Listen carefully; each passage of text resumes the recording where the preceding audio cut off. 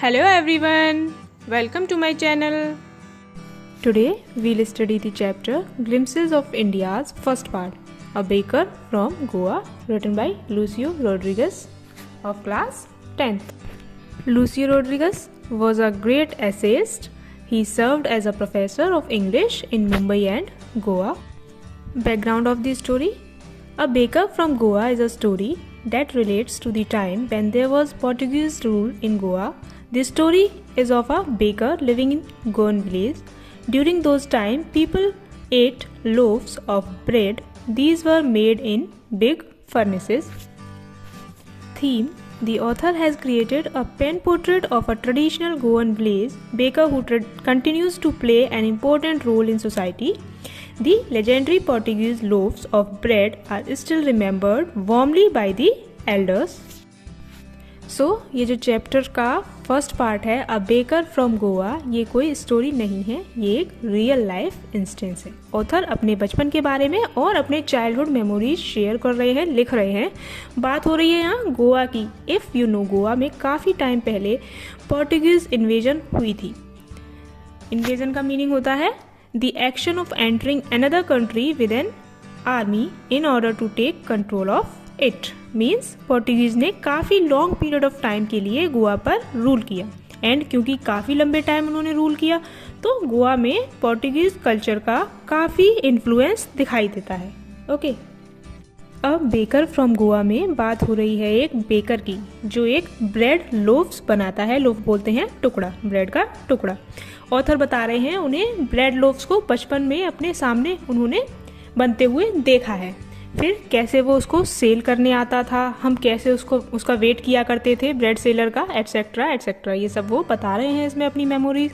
तो जो भी मेमोरीज उन्होंने बेकर से रिलेटेड याद आ रही हैं, जो भी उन्हें याद आ रहा है वो उसे यहाँ लिख रहे हैं। ठीक है, जैसा कि हम अपने दादा दादी से स्टोरी सुना करते थे, कई बार वह परियों की, राजा रानी की कहानी सुनाते थे, तो कई बार वह अपने ज़माने के बारे में बताया करते थे कि हमारे टाइम में ऐसा होता था, वैसा होता था, है ना।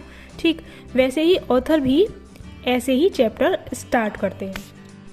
Are elders are often heard reminiscing nostalgically about those good old Portuguese days, the Portuguese and their famous loaves of bread।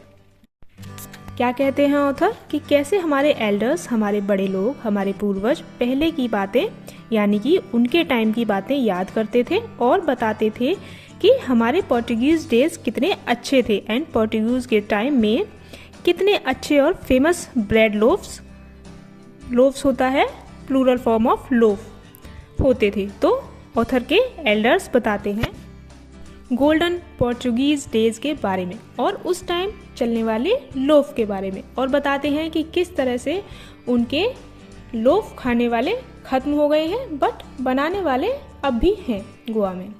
ये ब्रेड सबके पसंदीदा थे, हर फेस्टिवल पर ये यूज होते ही थे।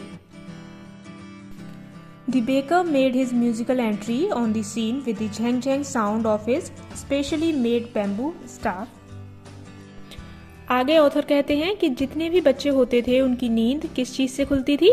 With the entry of the baker. अब एंट्री कैसे होती थी बेकर की? उसके हैंड में एक बैम्बू होता था जिसमें एक बेल टाइप का कुछ लगा होता था जो झेंग झेंग आवाज़ करता था, आप कह सकते हैं, जिससे कि जब भी वो बैम्बू को ज़मीन पर पीट कर चलता था तो जिससे एक साउंड प्रोड्यूस होती थी जिससे बच्चे जाग जाया करते थे। सो एक हाथ से तो ये बेकर अपने सर पर रखी बास्केट को पकड़े होता था which is full of bread, and दूसरे हाथ से बैम्बू को रोड पर आवाज़ करते हुए चलता था। सो बच्चे आवाज़ सुनते ही बिना ब्रश वगैरह किए ही भागकर बेकर के पास पहुंचते थे, बिकॉज वो बच्चों को ब्रेड बेंगल्स देता था। ब्रेड बेंगल्स यानी कि बेंगल यानी चूड़ी, गोल गोल ब्रेड हुआ करती थी वो, जो कि मीठी हुआ करती थी खाने में।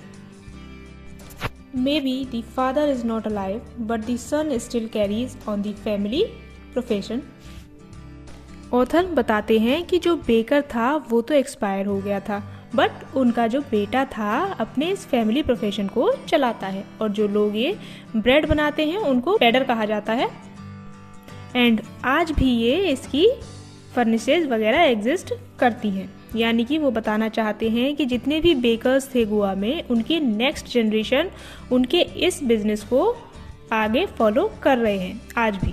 ठीक है, अब वो बताते हैं कि बेकर उनके घर के सामने से 2 बार निकल कर जाता था, एक बार मॉर्निंग में और एक बार लौटते टाइम इवनिंग में। एंड वो उनके घर के बाहर अपने बैम्बू लेकर जो आता था, बैम्बू उसको टेबल की तरह रखकर उस पर अपनी ब्रेड बास्केट रख लेता था, घर की लेडीज़ को गुड मॉर्निंग बोलता था, और जब बच्चे उसके चारों ओर इकट्ठे होने लगते, बड़ों के लिए उसके पास ब्रेड और बच्चों के लिए ब्रेड बेंगल्स हुआ करती थी।